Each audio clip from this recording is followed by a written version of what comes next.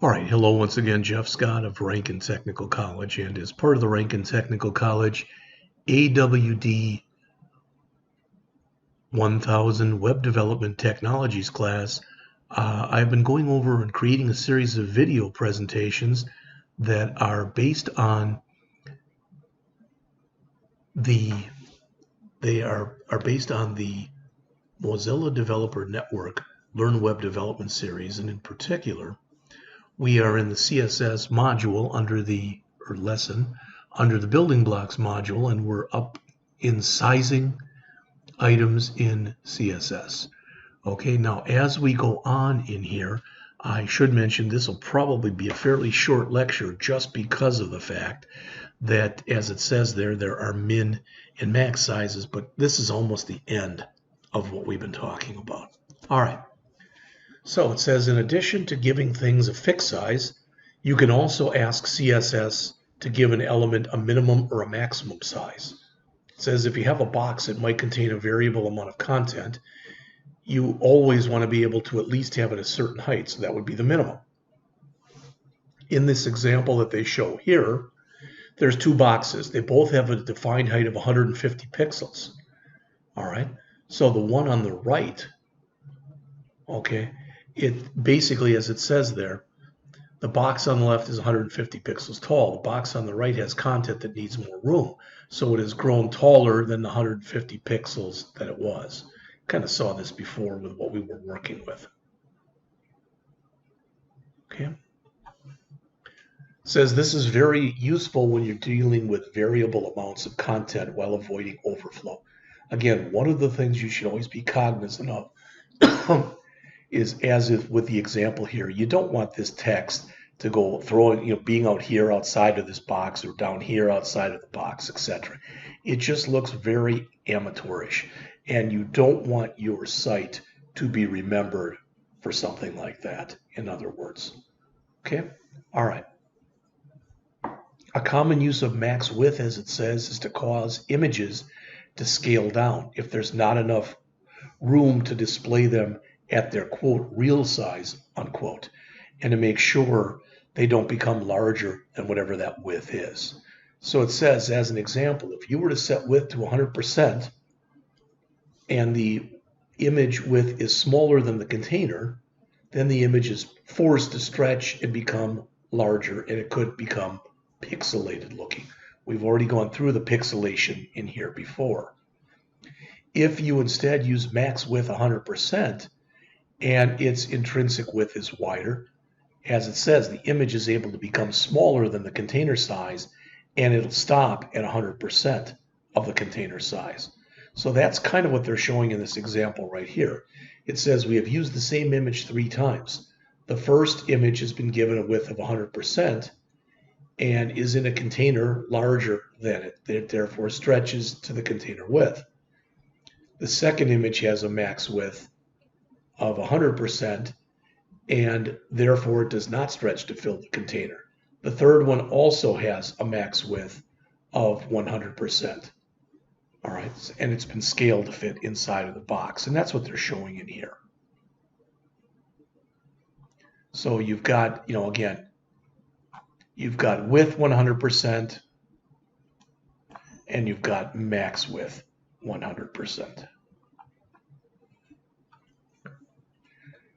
As mentioned here, this technique is used to make images responsive. Well, I believe that by default, images are set to a width of 100%, and you saw that, if you remember before with our I Love Missouri, that the image that we had in here was scaling, and I didn't put anything special in there, and you can see that it's scaling based on the size of the screen, and if I had something even wider, this would be even bigger.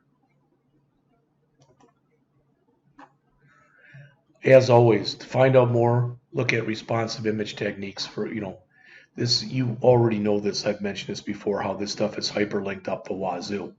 All right, so, you want to go on, just click a hyperlink. All right. Viewport. The viewport, as it says, is the visible area on your page in the browser that you are using to view a site also has a size. Who cares? You should.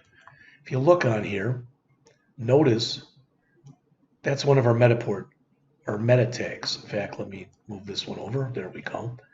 And what is this saying? It says name equal viewport, content equal width equal device width, initial scale equal 100%. What the heck does that mean? What that is saying is by default, you want your web page to take up as much room as it can possibly take up.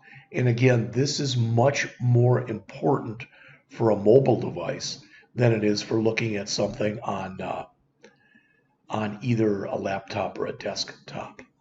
So it says in CSS we have units that relate to the size of the viewport. They are VW, which is viewport width, and VH, which is viewport height. All right, it says using these you can size something relative to the viewport of the user. 1 VH, as is mentioned right there, is equal to 1% of the view height, and 1 VW to 1% of the viewport width. All right, so 1 VH is 1% viewport height, 1 VW is 1% viewport width. It says you can use these to size boxes, but also text. In the example below, we have a box that's sized to 20 VH and 20 VW. Box contains a letter A with a font size of 10 VH.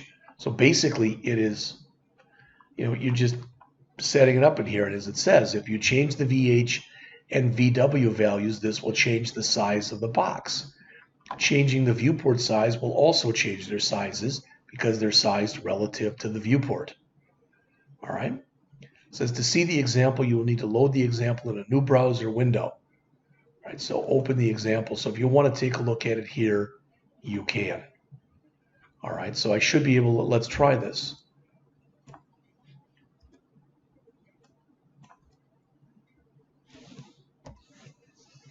All right, I made them both 40. And let's make the font size, I don't know, 50. Now you can see it's too big. It won't hold it because we've only got 40 worth and we're using 50. Let's come in here and use 25 and you can see how much it takes up. All right. That, I believe, is pretty much it for this particular lesson. There is a test your skills section on sizing. So as mentioned here, we've talked about some of the issues when talking about sizing. So we have now in here made our way through the first 8 lessons. Next we will talk about, I believe next is images. So we've got 8 down, 4 to go. So we will jump into images, media, and form elements before we go into tables, debugging, and organizing your CSS. And I'll be back with this next lesson in just a couple minutes.